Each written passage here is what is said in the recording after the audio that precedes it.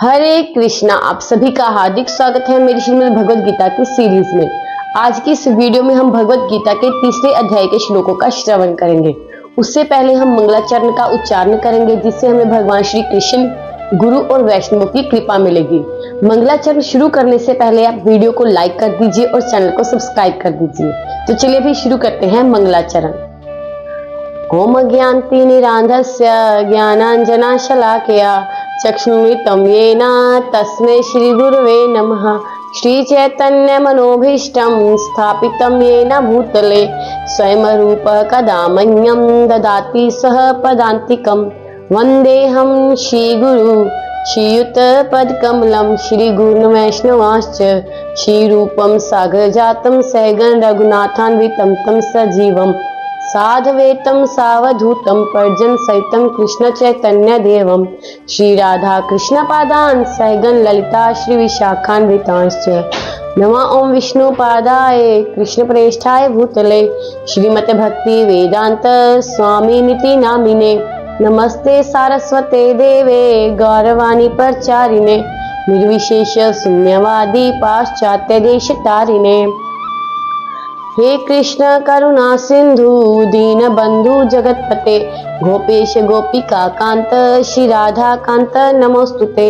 तप्त कांचन गौरांगी श्री राधे वृंदावनेश्वरी वृषभानुसुते देवी प्रणमामि हरिप्रिये। वाञ्छाकल्पतरुभ्यश्च कृपा सिन्धुभ्य एव च पतितानां पावनेभ्यो वैष्णवेभ्यो नमो नमः। जय श्री कृष्ण चैतन्य प्रभु नित्यानंद श्री अद्वैत गदाधर श्रीवासादि गौर भक्त वृंद। हरे कृष्णा कृष्णा कृष्णा हरे हरे हरे राम राम राम हरे हरे। मुखं करोति वाचालं पंगुं लंघयते गिरिं यत्कृपातमहं वन्दे श्रीगुरुदीनतारणं परमानंद माधवं श्री चैतन्य ईश्वरम। हरे कृष्णा। श्रीमद् भगवद गीता अध्याय 3 कर्म योग श्लोक संख्या 5। नाहि किंचित् क्षणम् अपि जातु तिष्ठति कर्म कृत कार्यते हि अवश्य कर्म सर्व प्रकृति जय गुणे। अर्थ, प्रत्येक व्यक्ति को प्रकृति से अर्जित गुणों के अनुसार विवश होकर कर्म करना पड़ता है। अतः कोई भी एक क्षण भर के लिए भी बिना कर्म किए नहीं रह सकता। तात्पर्य, यह देहधारी जीव का प्रश्न नहीं है, अपितु आत्मा का यह स्वभाव है कि यह सदैव सक्रिय रहता है। आत्मा की अनुपस्थिति में भौतिक शरीर हिल भी नहीं सकता। यह शरीर मृत वाहन के समान है जो आत्मा द्वारा चालित होता है, क्योंकि आत्मा सदैव गतिशील सक्रिय रहता है और वह एक क्षण के लिए भी नहीं रुक सकता। अतः आत्मा को कृष्ण भावना अमृत के सत्य कर्म में प्रवृत्त रखना चाहिए, अन्यथा वह माया द्वारा शासित कार्यों में प्रवृत्त होता रहेगा। माया के संसर्ग में आकर आत्मा भौतिक गुण प्राप्त कर लेता है और आत्मा को ऐसे आकर्षणों से शुद्ध करने के लिए यह आवश्यक है कि शास्त्रों द्वारा आदिष्ट कर्मों में इसे संलग्न रखा जाए।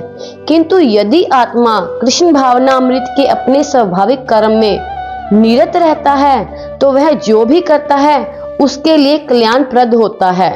श्रीमद् भागवतम में इसकी पुष्टि इस प्रकार से हुई है। यदि कोई कृष्ण भावना अमृत अंगीकार कर लेता है तो भले ही वह शास्त्र अनुमोदित कर्मों को ना करे अथवा ठीक से भक्ति ना करे और चाहे वह पतित भी हो जाए तो इसमें उसकी हानि या बुराई नहीं होगी। किंतु यदि वह शास्त्र अनुमोदित सारे कार्य करे और कृष्ण भावना भावित ना हो तो ये सारे कार्य उसके किस लाभ के हैं। अतः कृष्ण भावना अमृत के इस स्तर तक पहुंचने के लिए शुद्धिकरण की प्रक्रिया आवश्यक है। अतः संन्यास या कोई भी शुद्धिकारी पद्धति कृष्ण भावना अमृत के चरम लक्ष्य तक पहुंचने में सहायता देने के लिए है, क्योंकि इसके बिना सब कुछ व्यर्थ है। श्लोक संख्या 6। कर्म इंद्रियाणि संयम्य या अस्ते मनसा स्मरणा इंद्रिया अर्थान विमूढ़ात्मा मिथ्या आचार स उच्यते। अर्थ, जो कर्म इंद्रियों को वश में तो करता है, किंतु जिसका मन इंद्रिय विषयों का चिंतन करता रहता है, वह निश्चित रूप से स्वयं को धोखा देता है और मिथ्याचारी कहलाता है। तात्पर्य, ऐसे अनेक मिथ्याचारी व्यक्ति होते हैं जो कृष्ण भावनामृत में कार्य तो नहीं करते, किंतु ध्यान का दिखावा करते हैं, जबकि वास्तव में वे मन में इंद्रिय भोग का चिंतन करते रहते हैं। ऐसे लोग अपने अबोध शिष्य को बहकाने के लिए शुष्क दर्शन के विषय में भी व्याख्यान दे सकते हैं, किंतु इस श्लोक के अनुसार वे सबसे बड़े धूर्त हैं। इंद्रिय सुख के लिए किसी भी आश्रम में रहकर कर्म किया जा सकता है, किंतु यदि उस विशिष्ट पद का उपयोग विधि विधानों के पालन में किया जाए तो व्यक्ति की क्रमशः आत्मशुद्धि हो सकती है। किंतु जो अपने को योगी बताते हुए इंद्रिय तृप्ति के विषयों की खोज में लगा रहता है, वह सबसे बड़ा धूर्त है।